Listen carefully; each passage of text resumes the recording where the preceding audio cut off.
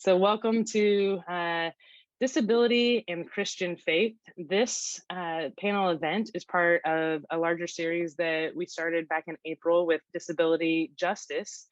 And then we have continued it to be Disability and, where our friends from L'Arche and around the world have joined us to share about the intersections of disabilities and other communities or other identities. And so tonight we will specifically be focusing on disability and the Christian faith. And we've got a wonderful panel joining us this evening. But before we do get started with that, we also have a fantastic moderator who I'm so grateful for being with us, and also some art to share in between some questions that we've asked our panel. Before we get started, I do want to let you know that we are recording. So if you prefer to not be part of the recording, you can have your camera off. And also, we know that this is dinner time, and if you're joining us from North Carolina, and there are some folks who don't like to join while eating. So feel free to be in this space as you need or want to be, if that is with your camera on or off. We welcome you to be here in your own unique way and doing what you might need to be doing.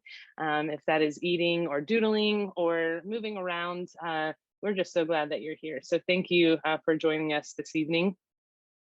And so without further ado, I'd like to introduce our wonderful moderator this evening, and also share about how this evening will unfold over our time together. And so we will be joined by our moderator, Dr. Sarah Barton. Dr. Barton focuses her scholarly work in theological ethics with special attention to disability, liturgy, and pastoral care. Her research engages qualitative and participatory methodologies to partner with underrepresented populations in theological scholarship, particularly people with intellectual disabilities. Dr. Barton has a joint faculty appointment with the Duke Divinity School and the Duke University School of Medicine in the Department of Orthopaedic Surgery, where she works in the Occupational Therapy Doctorate Division. She is an occupational therapist with a current board certification in pediatrics. Dr. Barton presents lectures and publishes across multiple disciplinary contexts, including Christian ethics and theology, disability studies, inclusive education, and occupational therapy. And her first book, this is it right here, Becoming the Baptized Body, Disability and the Practice of Christian Community, was published by Baylor University Press in August of this year. So congrats on your first book, and thank you for being with us tonight, Dr. Barton. And so before I officially turn it over to Sarah, I want to share how this evening will unfold. So we have three panelists, and these panelists will be sharing about the intersections of the disability community and Christian faith. And then we will take a break from our panelists and invite our artist, Samir, to share his work. And then we'll return to our panelists to ask another question, closing that time with a song, and moving into Q&A, and then closing once again with a song. So thank you all for being here. And now I'd like to turn it over to Dr. Barton, who's going to begin by sharing some history and context for this topic this evening. So thank you, Dr. Barton.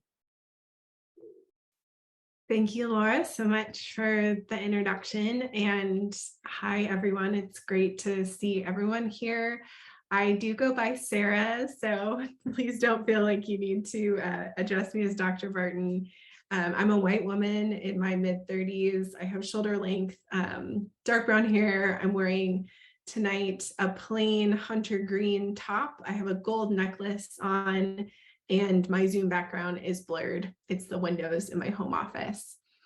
And before we hear stories from our panelists, I just wanted to start out by tracing kind of the history of the intersections between the Christian church and disability, Christian faith communities and disabled people in the disabled community.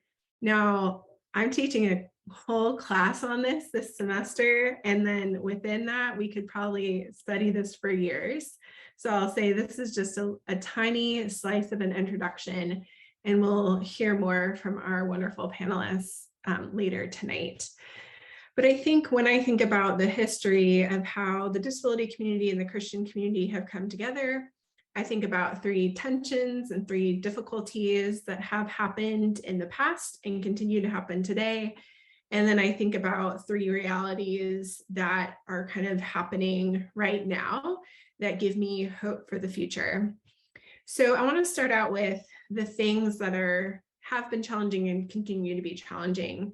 And one of these things is how Christians, Christian theologians, Christian leaders, and teachers have often thought about the relationship between disability and sin. Often disability is considered to be equated with sin, or a punishment for sin, or impurity, or some kind of judgment from God. And this has led Christians to, at times, treat disabled people very poorly, reject them from communities, and really block their gifts and leadership for the church. So that is something, unfortunately, that has happened in the past and continues to happen, not in all communities, but in many communities today.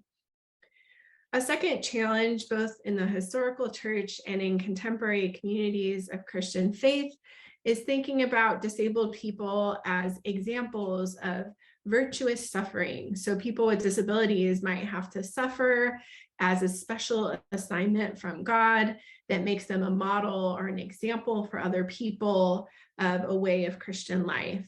And we know that this kind of way of talking about disability as always something that involves suffering is just not true.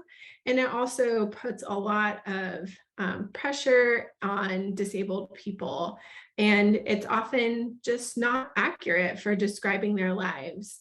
So folks in the church have often kind of believed this about suffering, that it's somehow virtuous for folks with disabilities. And unfortunately, again, that continues in some communities today. And then a third way that the church has historically thought about the disabled community and people with disabilities is through kind of a charity model. And charity means love. And I don't think love is a bad thing. I think we could all use more love in this world. But the charity model is often based on pity without empowerment. So thinking that disabled people need non-disabled people's help to do anything, and that they can't be leaders, they can't be people in faith communities who bring gifts and bring wonderful things to ministry and communal life together. And so it's kind of a charity that's not really fully loving, because it says you can't do anything. We're going to do things for you in the church. We're going to minister to you, instead of think about how disabled people can lead communities, can minister to others, and can share their gifts just as much, if not more, than non-disabled people.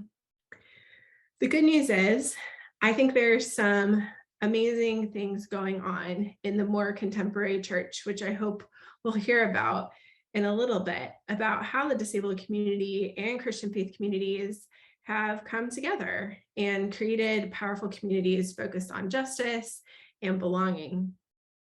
One of these are just attention to specialized ministries and curriculum. And sometimes when this puts people with disabilities in a separate area or a separate group than non-disabled people in the church, that can still be really damaging. But often we're using this curriculum that are more focused on universal design for learning or everyone's needs in a faith community. And that just makes churches more inclusive. So having non-separate or kind of more inclusive ministries related to disability that focus on belonging and integrating the gifts of all people, disabled and non-disabled, in churches, has been something that's really flourished over the past few decades in some spaces. Some churches have also taken up disability justice as the center of their activism work and the center of their theological work and study together. Pastors are preaching about disability as an identity that is empowering and really important for us to hear from. People are reading the Bible from a disability perspective, and this has been really powerful in many churches. And then finally, there's some awesome examples of collaborative faith communities where people with and without disabilities are starting churches or leading existing churches together. I think about Belonging Fellowship, which is based in North Carolina. I think about Beloved Everybody Church, which is based in Southern California, and other faith communities and faith initiatives that are really saying we need disabled and non-disabled people to be in coalition together, to work towards justice, to work towards loving God and loving neighbor. And so this is a third movement in the church right now that I think is really powerful. And I'm so glad we're all here to learn more about being a part of it. All right, I'm a professor, so I think that was pretty brief for me. And I am going to get out of the way now that with that introduction and introduce the three of our panelists for this evening. I'm going to introduce them in the order that they'll speak, and each panelist will give a visual description of themselves and then offer a response to the question I posed to them. So our first panelist tonight is Tatum Chikarko, and Tatum is a student at Duke Divinity School, and she's a disability rights activist on Instagram. Her handle is @blind_person_in_area. Tatum also serves as an advocate with the California Foundation of Independent Living Centers Youth Organizing Program, as well as other agencies. Tatum is an author who writes on disability history, justice, and culture, and how they intersect with the church and theology. She is serving as the L'Arche, North Carolina Disability and Theology intern this year through Duke Divinity Field Education Office. And Laura has just put Tatum's Instagram handle in the Zoom chat. Our second panelist tonight is Ricardo Aranda. Ricardo is 31 years old and has cerebral palsy. He serves on the Y'all Belong Sacred Space Planning Team. He has been a member of L'Arche Atlanta since 2020 and serves on the Atlanta Community Council. Ricardo attended Kennesaw State University from 2015 to 2019. He received a Bachelor of Science degree focusing on sociology with a cultural diversity concentration. He is a proud endurance athlete and has been competing since 2011. The New York City Marathon is one of his major accomplishments. And then third, and certainly not least, is the Reverend Carrie Craig. Reverend Carrie has spent most of her lifetime defining and redefining accessibility. Disabled from a birth injury, she has seen many changes as society has made strides to consider the civil rights of people with disabilities. She attended separate schools for children with disabilities until her 9th grade year, when laws were changed requiring schools to become accessible to all. After undergraduate and graduate school, she was ordained as an Episcopal priest in 1992. For most of her professional life, she has faced the challenge and excitement of working in religious institutions and a variety of faith communities as a disabled female priest using an electric wheelchair. Carrie received her bachelor's degree from the University of Colorado in psychology and religious studies and a Master of Divinity, studying at Duke Divinity and the Church Divinity School of the Pacific in Berkeley, California. Returning to her native home in North Carolina, she has worked as a priest, educator, and within the medical community as a hospital chaplain. She happily joins the North Carolina L'Arche community each month for Y'all Belong, a time of reflection and prayer. Silence is the voice of complicity. This is a bumper sticker found on the back of Carrie's wheelchair and the motto she lives by daily. Now retired, she resides in Davidson, North Carolina, grateful to be near the lake and close to family and friends. So panelists, I would love for us to start out by reflecting on this overall theme that Laura has introduced and I've talked a little bit about, which is the intersections of the disability community and the Christian church. So as I've already alluded to and talked about a bit, there are times when the Christian community and Christian faith communities have caused harm, pain, and exclusion. And as a panelist, I want to invite each of you now to share from your own experience where the church has really missed the mark in creating an inclusive and just and accessible way of being together. And we'll start with Tatum. Hi, thank you, Sarah. That was incredible. I really appreciate that intro into all of this. My name is Tatum Tracarco, as you know, and my image description is that I am a white woman with medium length brown hair and bangs, and I am currently wearing a purple shirt that says "Nevertheless She Preached," but I don't think you can see it, but I tried. And behind me, I have a disability pride flag and a desk with some books and pictures and other things on it. And yeah, I will go ahead and share my thoughts on that topic. Thank you. I remember standing at the front of the church as a high school student. My friends and their parents surrounded me. A man leaned in and said, "I will place my hand on your eyes until you are healed." They all said amen. I wonder why no one remembered the many places in scripture where we witnessed Jesus asking if the person wanted to be healed in the first place. I remember going up to church camp and having to make accommodations for myself and 3 of my best friends. I remember being told that if we needed more help from leadership, we would be asked to leave. So we hid these accommodations we made for ourselves and each other. I wonder why no one remembered how God accommodated Moses by allowing Aaron to help him speak. I wonder why no one remembered Jesus welcoming the man whose friends had to make an accessible route for him to reach him through tearing off the roof. I remember sitting in my seminary classroom and hearing a professor tell the story of a blind man in the Bible and how that man didn't notice God, presumably because he was blind. I remember his cry that we cannot have blind pastors. In front of the class, who would be my peers in pastoral ministry in the future. I wonder why no one remembered that God made Paul blind on the road to Damascus. I wonder why no one remembered the metaphor of being a guide to the blind, because I think about those who have guided me and the guide that I've given to younger blind people, and I think I know what God is calling us to. Thank you. And I think next is Ricardo.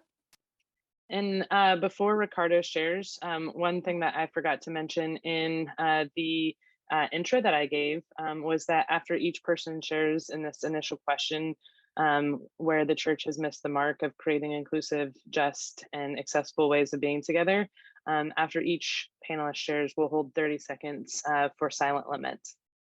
And so please join me in this moment of silence.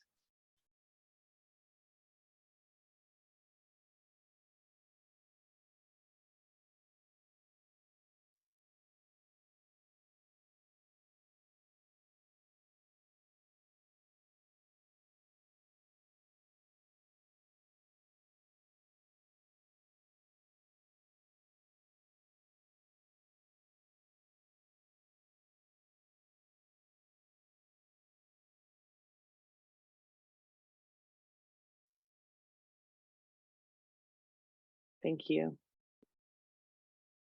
And I'll also share from the chat that Cheyenne Miller responded, "Yeah, I'm gonna need that shirt," which made me smile while you were sharing. Welcome, Ricardo. And if you can provide an image, a visual description of yourself, and I will also share my screen with the image that we have that we shared online for you. Good evening, Laura. Thank you. Good evening, ladies and gentlemen. My name is Ricardo Aranda. As you know, I am a Hispanic American male wearing light brown skinned and black hair, wearing a red shirt with a logo on the front, black pants, and I believe these are, hang on a second. Yes. Sorry about that. So it's a red shirt black pants, and white socks. And I am truly honored and humbled to be here with such distinguished guests and friends of mine. So I will go ahead and proceed. What I have found in my experience, coming from the Roman Catholic tradition, is I haven't seen disability, people like myself, people like me, people with disabilities represented physically in the services.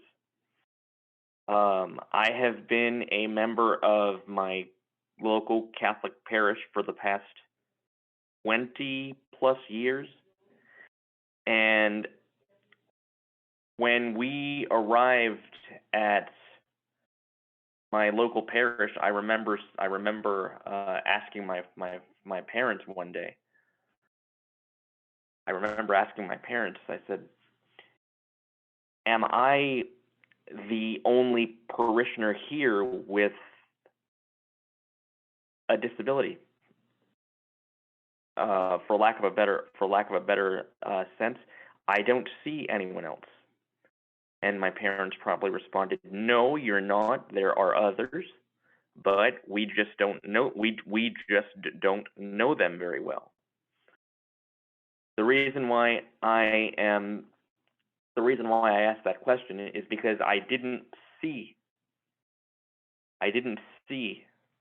other people with a disability, whether it be wheelchair or not, actively participating in the services, actively, being front and center where the rest of the congregation can see them, can see us.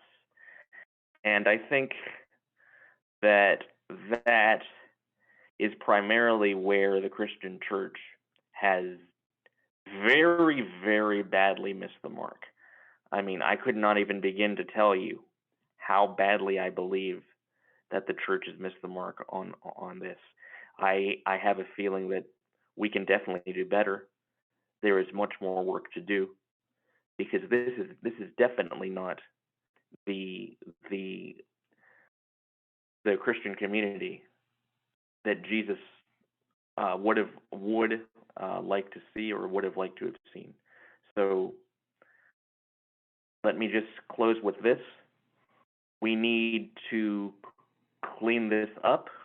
We need to be more accessible, more open in our churches and our theology of disability. We just need to hope and hopefully work on creating a better world. And for that, as John Lewis said, we need to get into trouble, good trouble, necessary trouble. Because if we, the disabled, do not do this, who will? Thank you. Thank you, Ricardo. And we will hold 30 seconds of silent lament.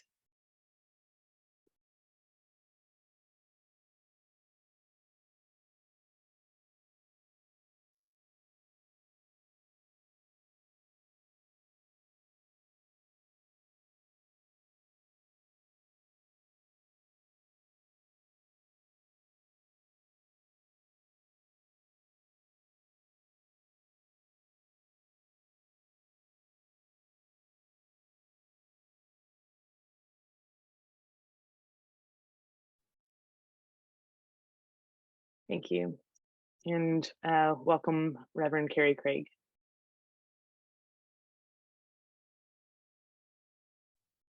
Thank you.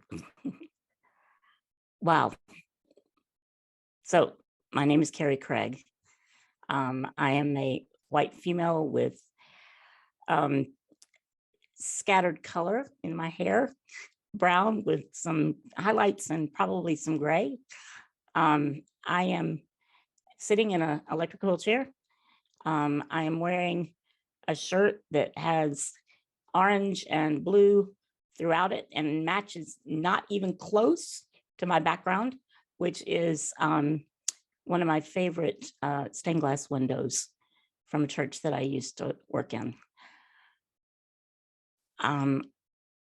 And as we have been listening, I thought to myself, my age gives me perspective on experience as I'm turning 65 this year.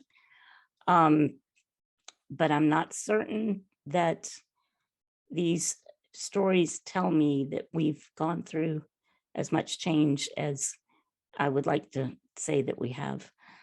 So I have a lot of stories, and I like to tell stories. And I was born into a church family. My dad is an Episcopal priest, so I get it honestly, and had quite a bit of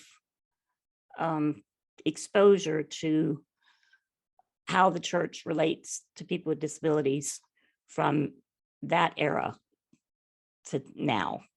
The story that I was going to share is going to sound a little familiar from the first storyteller here, probably the second as well.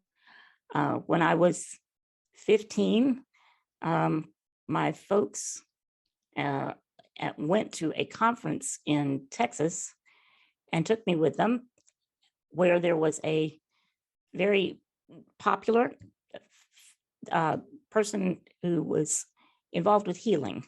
So everyone that was there was focused on this this way of ministry, which can be all kinds of expressions, but there was a lot of energy around having people who were there that were sick or disabled experiencing a healing moment. And when the day came that everybody was gathering to lay hands on people that were in wheelchairs in particular, I sat and watched a woman close to the front stage get prayed for and stood up and walked. And it was almost like, oh gosh, there's pressure here. It felt like a performance thing. And I don't take that from her. I'm just saying how I felt. And I didn't want to do this. So they came toward me, and I turned to my mother and I said, I want to leave. I want to go back up to the hotel room. I went back up to that hotel room with her, and I sat in front of the mirror and looked at myself. And I said, this is who I am. I don't want to be healed in this way. I want to know what it's like to be whole. And she was great with me. I mean, as I look back, to be patient, because it was a lot of pressure. And I chose to go back down and sit in that conference room and share with the people who were so eager to do this what my intentions were. We had a prayer. It probably impacted them and me in ways that we can't even know at this point. But that is the church that I grew up in, and have been slowly offering myself as a way to look at wholeness in a way that's filled with grace and is life-giving. So there's a lot of other stories to tell, but that one is one that stays with me clearly. Thank you.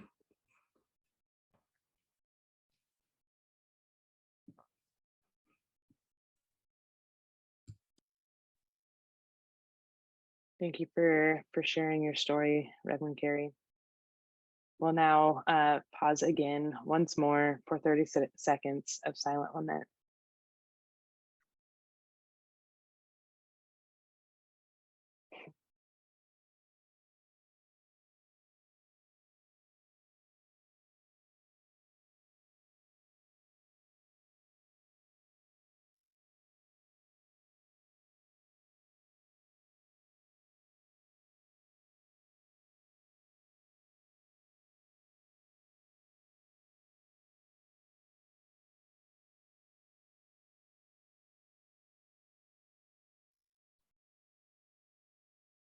Thank you to our panelists for sharing your stories of where the church has missed the mark.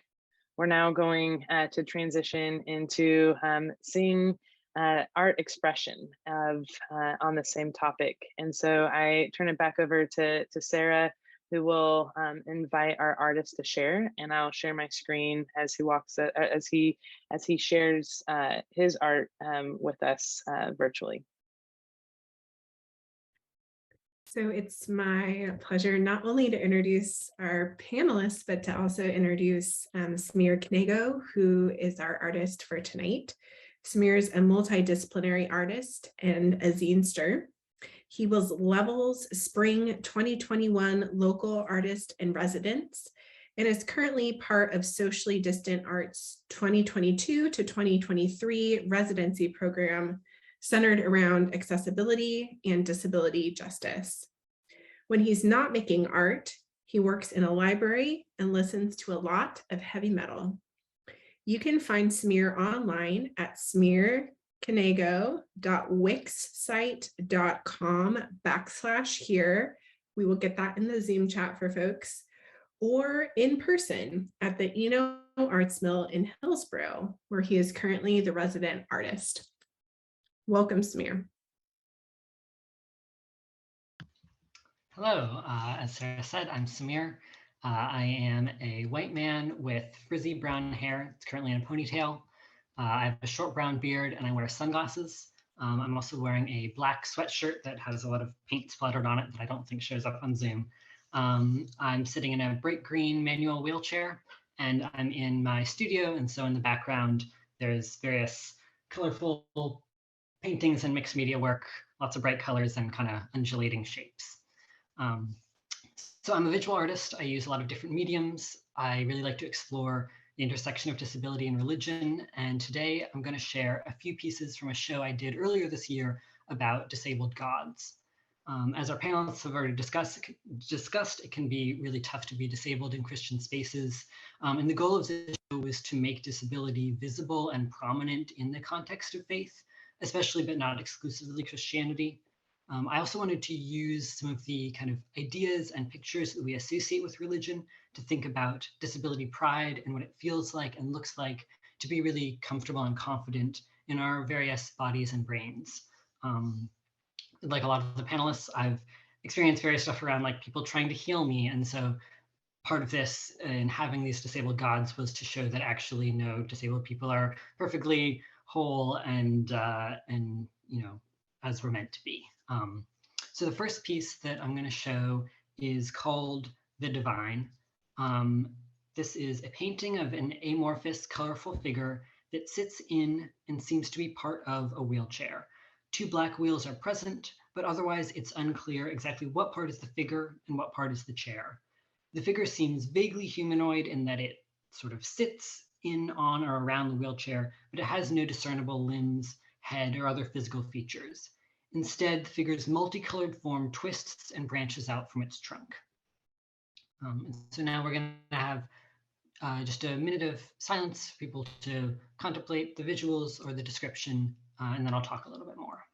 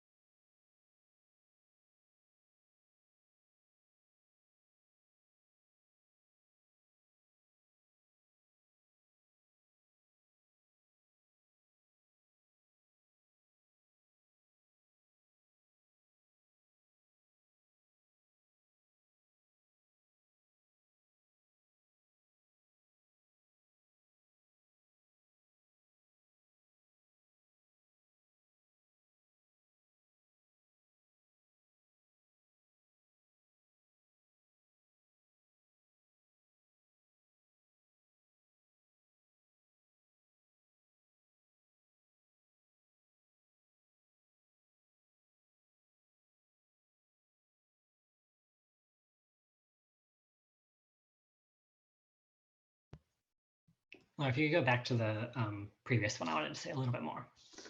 Okay.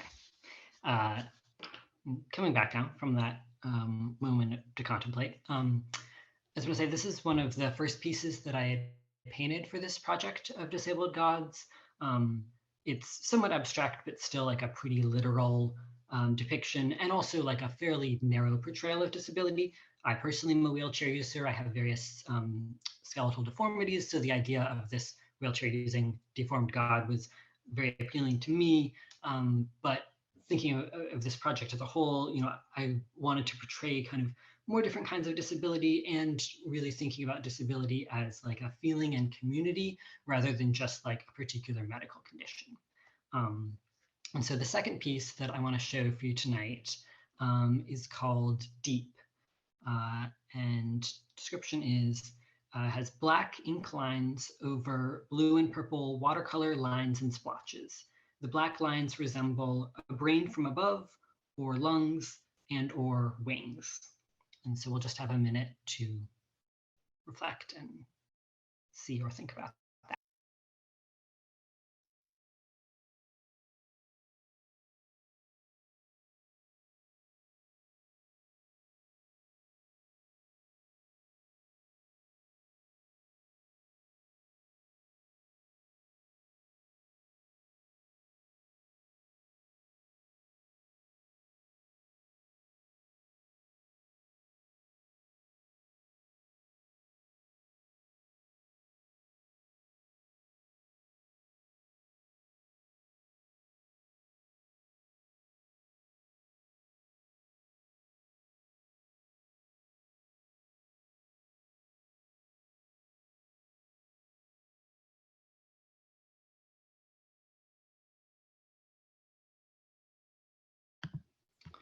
So this piece, of course, incorporates some vague references to bodies, the lungs and brain, and also wings. And I wanted it to be kind of ambiguous. Maybe you see one of those things in the image, maybe you see something totally different. One thing that I like about sharing my work with other people is that sometimes they do see things or kind of help me see things that I had never considered before in my work. And maybe you look at this and your reaction is like, how is this a picture of a God? Or how is this a picture of disability? And I think that's a great reaction. I think one of my goals with this show was to encourage people to ask things like that, because I think when we ask, is this God? Is this disabled? That's a good chance to question all of our assumptions about what God and disability look like and what they mean. And so the final piece I'm going to show tonight is called Creator Whole. In this piece, there are two blue shapes spreading around precise black lines with a jagged side, so the pieces kind of could fit together like the top and bottom half of a cracked egg. There's some space between those two cracked sides.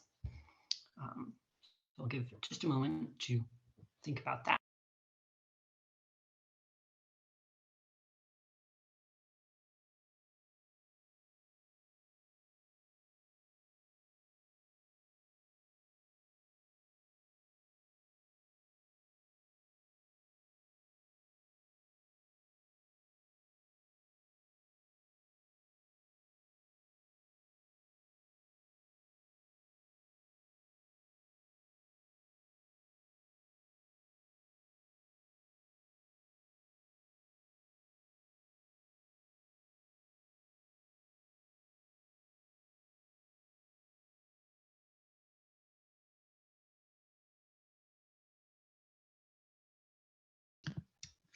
So with this piece, I was thinking about kind of brokenness and wholeness. And, I think those things can totally coexist. In the case of disability, some people identify with one, some people identify with the other, some people identify with both or neither, or various complicated things. And I also think with this piece was thinking about eggs hatching and emergence, and the idea that when something hatches from an egg, that egg has to break, but we don't really think of that as like a sad or bad kind of brokenness. It's just part of the process of that emergence. And I think that this picture that I've made here, I wanted something that can hold all of these different things that maybe contradict or maybe don't. And that it's that being able to hold all those different things that for me really makes this picture feel like something divine. Because that for me is something that I think is really key in my experience of God, is that a God who can hold all of these different bits of us and these different ways that we relate to, you know, our bodies and minds and everything. So yeah, that's all I wanted to show you tonight. I really hope you enjoyed it, and I hope maybe it helped you think about disabled joy in a faith context. Maybe it helped you think about how you might, you know, make your own art about disability and religion, which is awesome. So thank you very much.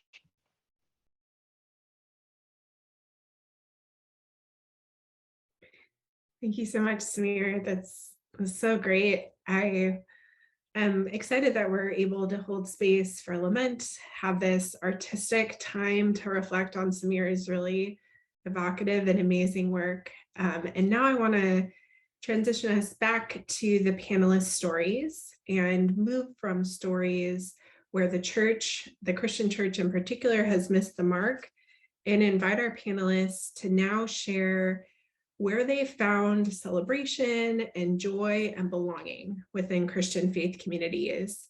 And so we'll go in the same order as before, starting with Tatum. And I would just invite our three panelists again to share a story or two of how you've experienced inclusion and joy within a Christian community. Thank you so much for that art and for that introduction. That was incredible. I will lead in to this time of celebration about what the church has done right in terms of disability, which is a really beautiful thing. I remember the retreat I went on with my church. I almost didn't go because I doubted that it would be accessible. But I remember the surprise on my face when I realized it had been made fully inclusive for me. Every game, every conversation, every moment, I was included without having to think twice. On that retreat, we spent the weekend learning new ways to pray, ways that worked for everyone involved. And that expanded all of our views of who God was. I remember hearing a poem read on my church to mark the start of Disability Pride Month. The congregation listened, clapped, and celebrated. I almost cried because there was space in the liturgy for me too. On that day in church, we talked about the radical interdependence that is present in the lives of disabled people throughout history, and how we can learn from them, from us, the radical interdependence that we are called into as the body of Christ. I remember the first time that somebody told me that Jesus resurrected with a body, a wounded body. And I remember asking in front of the whole group, then what does that mean for me, for my disabled body? I spent the rest of that afternoon and the following years thinking through the questions with the help of disabled theologians and my pastors and professors. On that day, I was introduced to the concept of healing being more than erasure. I was introduced to the ways that disability can be in the image of God. I was introduced to the theologian Nancy Eisland's disabled God, who knew me, who loved me, and who called me good. Thank you.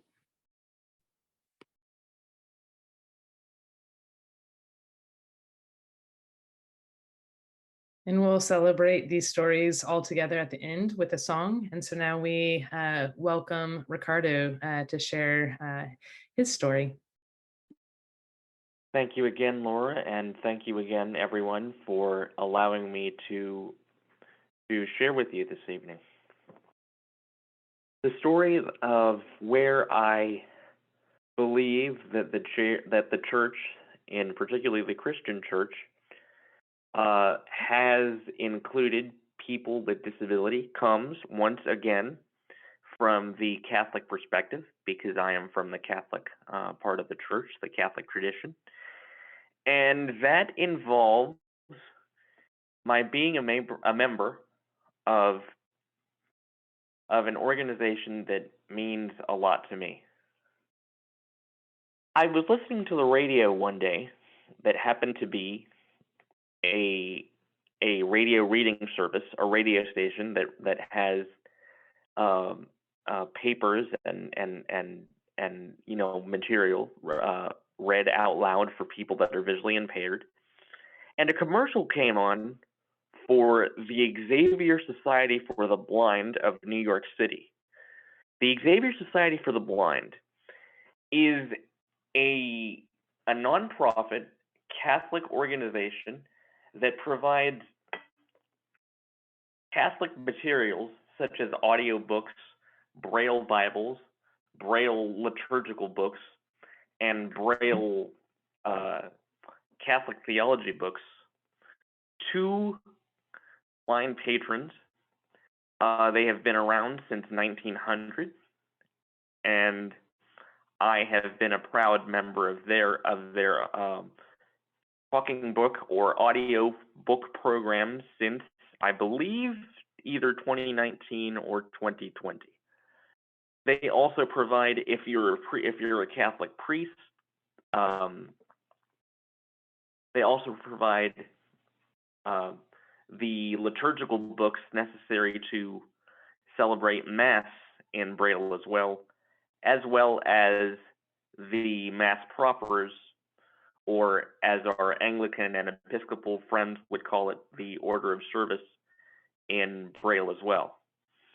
And with organizations like this and many, many others, this is where I feel that, as we would call her in the Catholic tradition, Holy Mother Church has hit the nail smack on the head. I am very, very proud to not only be a member of the Xavier Society of the Blind myself, but as a disabled Latino American Roman Catholic, I am very, very proud to have an organization, which is only one of many, where we are represented and acknowledged for being who we are.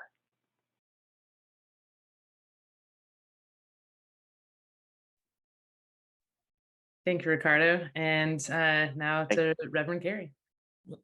Okay. Thank you, Ricardo and Tatum. Thank you. So in telling the first story, I can imagine that some people might scratch their head and say, why did she end up being a priest? Because for a long time, I figured that was the last thing in the world I wanted to do. I was interested in religion. I was going to study it. I was going to teach comparative religions. And so I did get to a place where I could figure that out some and realize that I really wanted to be what I called in the streets, to be in a place where I could reach out and touch and be touched. And so I started the process to be ordained. Again, I'm being very specific about story. There's a lot that could be shared outside of this, but the process is very involved for an Episcopalian. So there's a lot of what we call hoops to jump through. And when I was ordained and had moved to the town where I ended up being a chaplain at a hospital, I also needed to be in a parish. And so the bishop placed me in what we might call, well, it wasn't a downtown church, let's put it that way. It was more suburban. And it was a great parish, but the altar was not accessible. So we started trying to figure out what to do. Card tables came out so that we could set them up for Sunday for me to do my part in celebrating the Eucharist. There was a carpenter in the church, and he, along with others, began to talk about designing an altar. So an altar was built for me to be able to roll up under and celebrate the Eucharist. And one of the things that I will always remember that was important and good about this was that we intentionally created this altar so that it could be short or it could be tall. It had legs that went underneath it, so that it was used throughout the community in a way that was inclusive to both someone who needed to sit or to be lower and someone who was standing, which the rector of that church was over 6 feet. So we kind of looked like Mutt and Jeff when we were doing stuff with each other.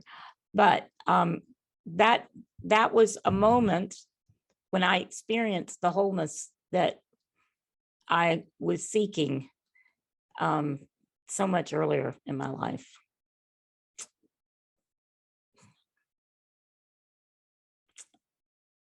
So what I encourage still, always.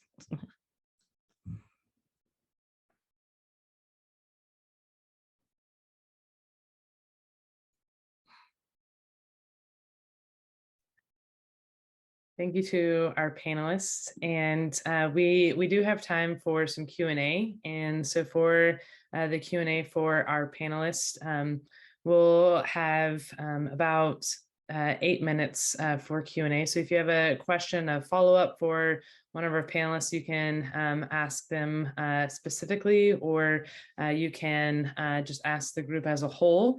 And with that, then you can put your questions into the chat and I'll read those aloud. And Sarah, our moderator, I'll turn it over to you to receive those questions that are asked aloud while I read any questions from the chat. Thanks, Laura. So if anyone would like to voice their question aloud, you can click on the reactions button on the bottom of your screen and click on the raise hand button, and that will let me know that you'd like to ask a question. So please feel free to click the raise hand button or to enter a question in the chat.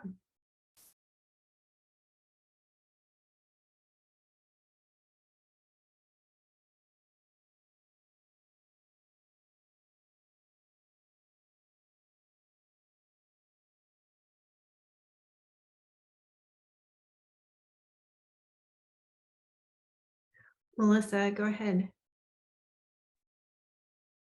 Hi, this is Melissa Flor-Bixler, and my visual image is a Black Zoom screen because I am parenting at the same time that I am with you tonight, but got away for enough time, and just am so grateful. And I'm a pastor in Raleigh, North Carolina, and one of the questions that I have are, were there times where you felt, or what are there ways that you can help church leaders think about the relationship between patronizing forms of inclusion and forms of inclusion that feel honoring and respectful? Maybe you've experienced patronizing or sort of what feels like a gesture to you, and yeah, that I'm curious about that. Thanks so much, Melissa. I'll open it to any and all of the panelists who want to respond.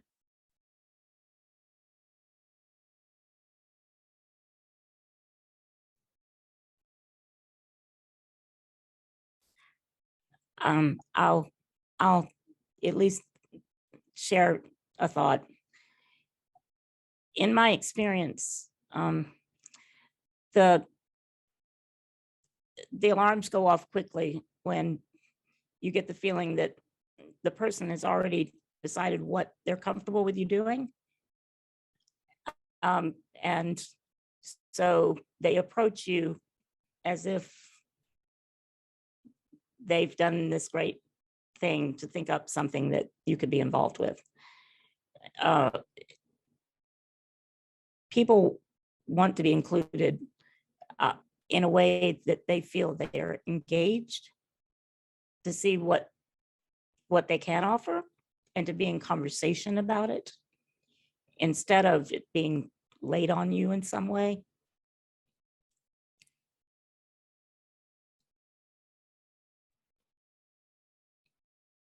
I can jump in too and say, I don't know if this is like necessarily a helpful answer, but I think I've experienced quite a bit of both, in especially in church spaces, both the like patronizing and the like real inclusion. Um, and I think the best thing that I can get, at least right now, is just that I'm aware of where it's coming from. Like if people are trying to include me because it's the nice thing to do, the nice Christian thing to do, that comes up pretty quickly most of the time. I've learned to find that. I think it was harder for me at the beginning. But I think, yeah, if people are coming at it from the perspective of like, I am doing this because it's the nice Christian thing to do to include you, versus like, you are someone that I want to be close with. I don't even think, I think sometimes we even say like, you are someone who has something to offer. And I think even sometimes that is patronizing in its own way, of like, oh, like we only want these people for like what they can offer us kind of thing. And like that turns into the like inspiration type thing. And so, yeah, I think it really like, I don't know if that's helpful, but it just comes down to where like people are coming from in that. But if it's like, no, I like genuinely want you to be part of this thing, like we would miss you if you weren't here kind of thing, then that's when it feels real to me, if that makes sense.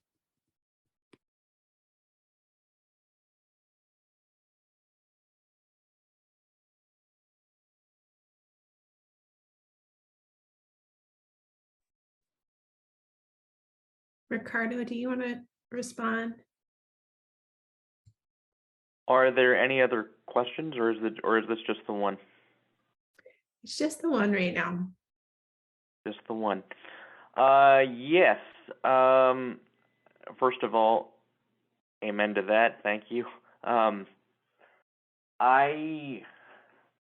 would have to jump in on this too.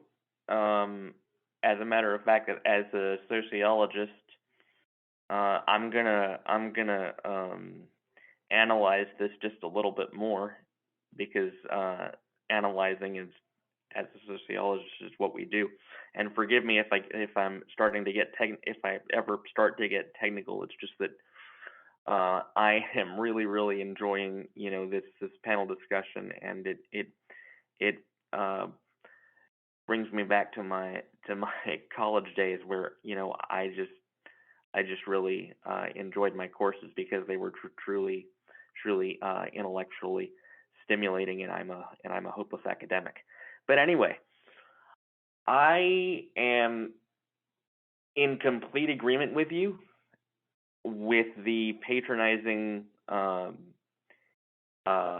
of inclusion. I think it is absolutely horrendous and terrible. It's awful. That way to look at us is just, it's terrible. I think it shouldn't even exist. But I'm going to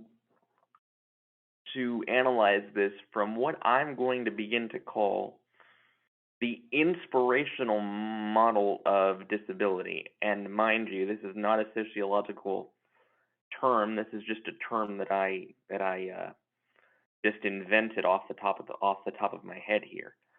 And what I mean by the inspirational model of disability is the fact that we, and I say we as a disability community, no matter what, whether your disability is a wheelchair or not, whether your disability requires a wheelchair or not, we always get the saying, "You're such an inspiration." And honestly, that, in my opinion, is a double-edged sword, because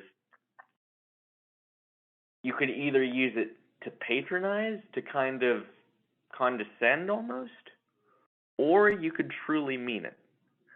And I personally, Peyton, I imagine, or Tatum, you do the same. You do the same. You must feel the same way.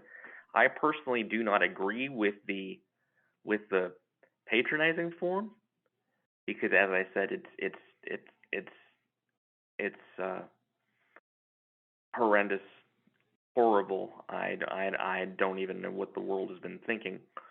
We should be truly wanted for being us, not for being quote unquote inspirational, because, for instance, like Reverend Craig said very eloquently, a person in a wheelchair has gotten to be ordained to become an Episcopal priest. A very wise. I was listening to a fellow blind friend of mine who recently passed away from the National Federation of the Blind. I was listening to him at I don't remember if it was a meeting or a convention, where he said, and this has stayed with me since this happened, it is not amazing that the disabled can become clergy or become whatever we need to become. That is not inspirational. We truly, what is amazing and inspirational is when our disability isn't patronized. What is amazing is the fact that when our disability is honored and used as a learning experience so that others can do likewise, can go out in the world and either show respect or be kind to others, or follow the example that we gave, that we have emulated.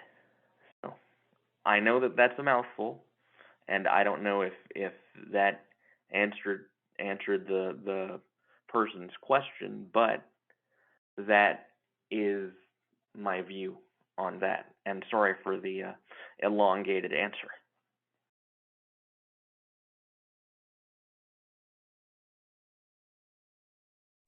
Well, thank you for that great question, Melissa, and to our panelists for responding. And as we heard stories of joy and celebration in the second part of our panelists, we are going to close out our time today with just sitting with that celebration of knowing that there is indeed work before us, and also recognizing that there have been moments to celebrate, communities of belonging, great work being done. And so we're going to hear a song now from the Meek Squad, and I'm going to invite Tatum to share who the Meek Squad is as we close out our time together and listen to this song in reflection. Yes. So the Meek Squad is a band comprised of essentially 3 people: Lee Anderson, Savia Carroll, and Sloan Meek. His last name is Meek, which is where they get the name Meek Squad. And they live in an intentional living community around disability, and which I am also part of. And they partner with a bunch of different people, but essentially it's the 3 of them, and they write Christian music with the specific lens towards disability. So yeah, hope you enjoy the song.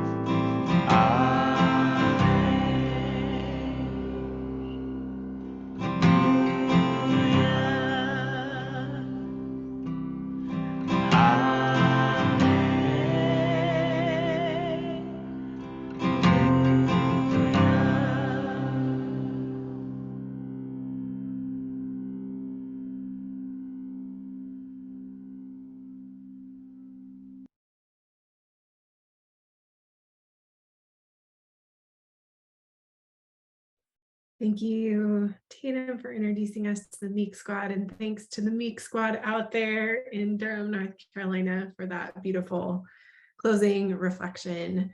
This is Sarah again, and I just want to thank each of you again who's joined us for this panel, this art exploration, this appreciation and celebration through song, and as well as a time to hold lament together. And just grateful you made the time to be with us tonight. So thank you on behalf of the panelists, our artists, our musical guests who joined us virtually through YouTube, and thank you on behalf of L'Arche, North Carolina as well for making time for this event, whether you're here with us live or watching the recording.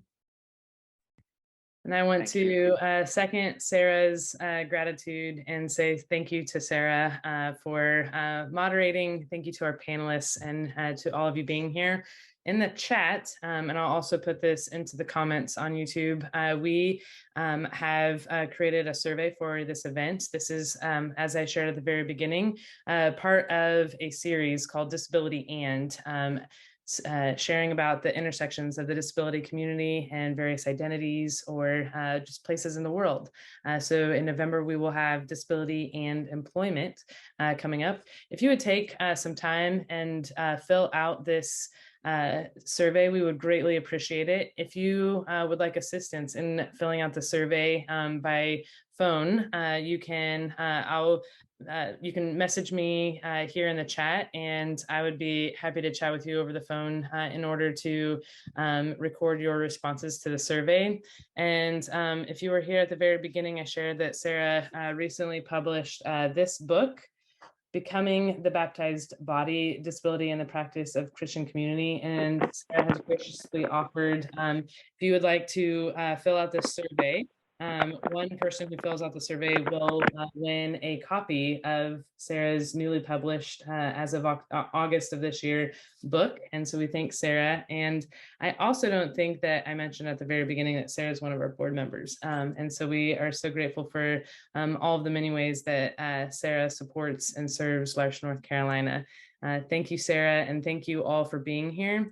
Again, that form is in the chat, and it should take a couple minutes to fill out, but I will stay here on this call if you'd like to message in the chat that if you'd like to work on that separately. But thank you all. Thank you, Tatum, Reverend Carey, Ricardo, Samir, and Sarah for leading us through this discussion this evening. Thank you. Thank you.